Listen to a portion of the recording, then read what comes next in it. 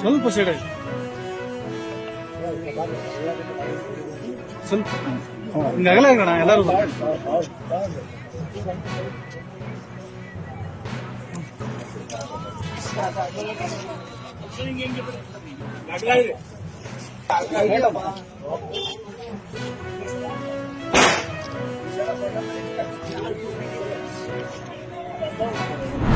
ಬಂದಿದ್ದಾರೆ, ಕೈವಿಜ್ಞಾನ ಮಾಡಿದ್ದಾರೆ. ದಾದಾಜಿ ಗೌತಮ್ ಆಗಿರ್ಬೋದು, ರಮೇಶ್ ಆಗಿರ್ಬೋದು, ಇರ್ತಕ್ಕಂಥ ಗಂಗಾಧರ ಆಗಿರ್ಬೋದು, ಇಂದಿನ ಪ್ರತಿಯೊಬ್ಬರು ಕೂಡ ವಿಸಿಟ್ ಮಾಡಿದ್ದಾರೆ.